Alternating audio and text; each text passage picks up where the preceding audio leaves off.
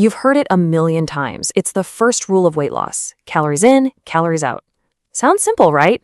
Well, today we're going to pull back the curtain on that phrase because the truth is both sides of that equation are way more complicated and honestly, way more fascinating than most people think.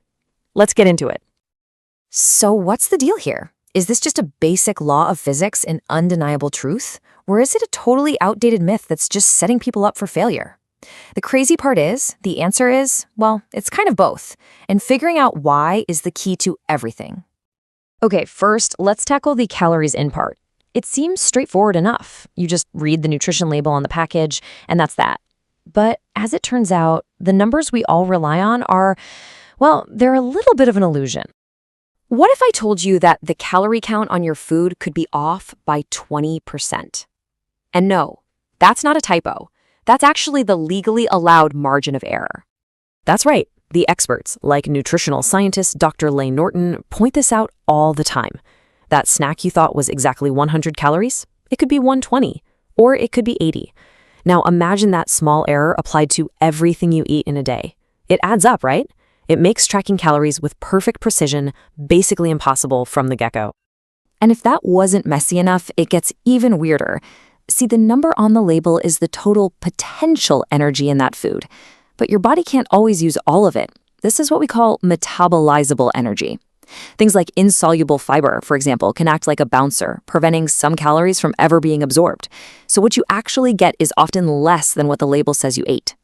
The whole calories in side is already pretty fuzzy. Okay, so that's the in. Now let's flip over to the other side, calories out. This is where things get really, really cool. You should think of your body as having a daily energy budget, and it spends its calories in a few different departments. So if we look at your total daily energy spending, the biggest piece of the pie, like 60% of it, is just the energy you burn keeping the lights on. That's your resting metabolic rate, or RMR. Then you've got physical activity. But look at that other slice, about 10%. That's something called the thermic effect of food. And this is where your mind might get a little blown. Just the act of eating burns calories. Seriously, think of it as a processing fee. Your body has to spend energy to break down, absorb, and use the food you just ate. And here's the thing, that fee is not the same for every food. This chart right here is a total game changer. It shows so clearly that not all calories are created equal. It costs your body almost nothing to process fat. Carbs take a little more work, but protein, whoa, up to 30% of the calories you get from protein are immediately burned off just in the digestive process. So 100 calories from chicken breast has a totally different impact on your net energy budget than 100 calories from butter. All right, now we get to the most mysterious, the most variable, and frankly, my favorite part of our energy budget. It's called NEAT, which stands for Non-Exercise Activity Thermogenesis. This is the secret, hidden calorie burn that you don't even know you're doing. And it's so important to understand the difference here. Exercise is the stuff you plan to do, going to the gym, going for a run. NEAT is all the unconscious stuff you do all day. Tapping your feet under the desk, talking with your hands, shifting around in your chair, all those little movements you don't even think about. So does all this fidgeting and wiggling actually matter? Oh yeah. For some people, it can add up to an extra 500 calories burned per day. That's huge. But here's the catch.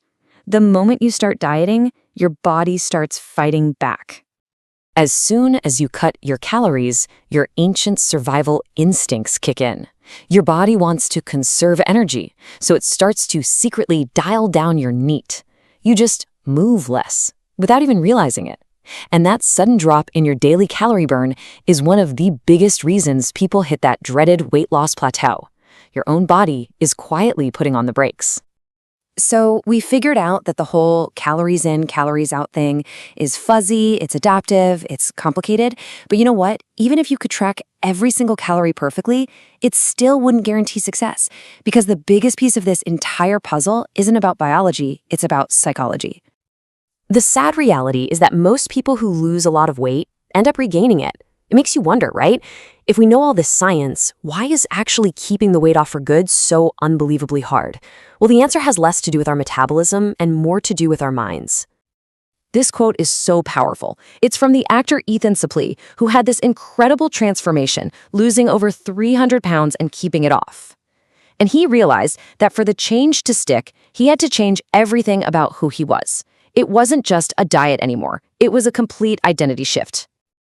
And that's really the secret sauce. When you look at studies comparing low-carb, low-fat, you name it, they all work, if you can stick to them. The single biggest predictor of whether someone will succeed long-term is simply adherence. It's not about finding the one perfect diet. It's about building habits that you can actually sustain for the rest of your life.